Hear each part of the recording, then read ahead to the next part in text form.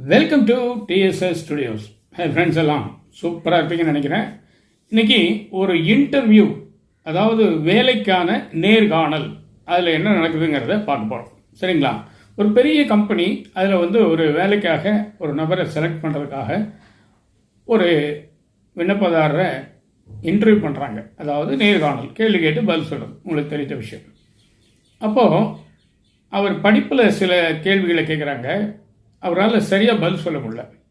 ஆனால் அவர் ஒட்டி அடிக்கலை, சமாளிக்கலை, அது போய் இன்னும் இழுக்கலை.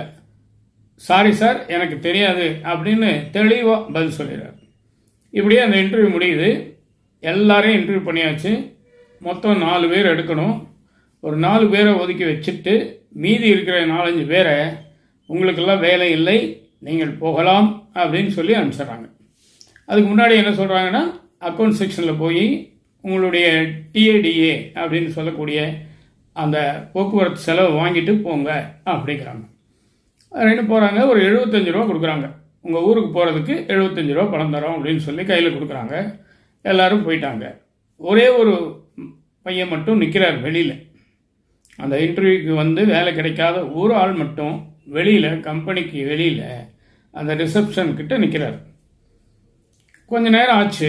திடீர்னு அந்த முதலாளி ஏதோ அந்த பக்கம் வரும்போது அவர் கேட்குறாரு, ஏன் தம்பி நீ இங்கே நிற்கிற? உனக்கு தான் வேலை இல்லைன்னு சொல்லிட்டோமே, நீ போகலாமே, பணம் வாங்கிட்டியா இல்லையா அப்படின்னு கேட்குறாரு. அவங்க வாங்கிட்டேன், என்னுடைய ஊருக்கு போகிறதுக்கு 75 ரூபா அதிகம், 50 ரூபா இருந்தால் போயிடலாம், அதனால் அந்த மீதி இருக்க 25 ரூபாயை திருப்பி கொடுத்துட்டு போகலாம் அப்படின்னு வெயிட் பண்ணுறேன். அக்கௌண்ட் செக்ஷனுக்கு போனேன். அக்கௌண்டன்ட் எங்கேயோ வெளியில் போயிருக்காருங்க, சாப்பிட போயிருக்காரு, என்னன்னு தெரியல. அதனால் நான் காத்திருக்கிறேன். ஒரு 1/2 மணி நேரத்தில் வந்துடுவார்னாங்க. நான் கொஞ்சம் நேரம் வெயிட் பண்ணி அதை கொடுத்துட்டு நான் போகலான்னு நிற்கிறேன் அப்படின்னு விளக்கமாக சொல்கிறார். உடனே முதலாளி என்ன பண்ணுறாரு, யூ ஆர் அப்பாயிண்டட் அப்படின்னு உள்ளே கூட்டிகிட்டு போயிரு. அவருக்கு அப்பாயின்மெண்ட் லெட்டர் கொடுக்க போயிட்டார். அவர் அதுக்கு சொல்லக்கூடிய காரணம் என்ன தெரியுங்களா? இவர் 25 ரூபாய் வாங்கிட்டு போயிருக்கலாம். எக்ஸ்ட்ரா 25 ரூபாய் திருப்பி கொடுக்கணும்னு நாங்கள் கட்டாயப்படுத்தலை. நாங்கள் 75 ரூபா நிர்ணயிச்சிருக்கோம். பக்கமோ தூரமோ ஒரு குறிப்பிட்ட அமௌண்ட்டை நாங்கள் நிர்ணயம் பண்ணியிருக்கோம். ஆனால் அது அதிகமாக 25 ரூபா இருக்குன்னு திருப்பி கொடுக்கணும்னு சொல்கிறாரு பாருங்க. அந்த நேர்மை ஒன்று. 2வது, படிப்பில் அவருக்கு சரியான ஒரு அனுபவம் இல்லை, அந்த படித்த விஷயங்கள் தெரியல அப்படிங்கிறதுக்காக அவரை நம்ம குறைவாக மதிப்பிட்டுட்டோம். ஆனால் வாழ்க்கையில் எப்படி வாழணுங்கிறத தெரிஞ்சு வச்சுருக்கார். எனவே இவருக்கு நான் வேலை கொடுங்க அப்படின்னு அவர் முடிச்சிட்டார். இதே மாதிரி எனக்கு ஒரு அனுபவங்க. 1978-79 மெட்ராஸில் ஒரு பெரிய கம்பெனியில் வேலைக்காக நான் போகிறேன். இன்டர்வியூ பண்ணுறாங்க. கம்பெனி பேரை நம்ம சொல்ல வேண்டாம்னு நினைக்கிறேன். இன்னும் அந்த கம்பெனி இருக்குது. அதனால் அவங்க இன்டர்வியூ பண்ணும்போது என்னையும் இதே மாதிரி நான் படித்த படிப்புலன்னு சில கேள்விகள் கேட்டாங்க. எனக்கு தெரியல. அதுக்கப்புறம் இந்த இன்டர்வியூக்கு நீ எப்படி வந்தேன்னு கேட்குறாங்க.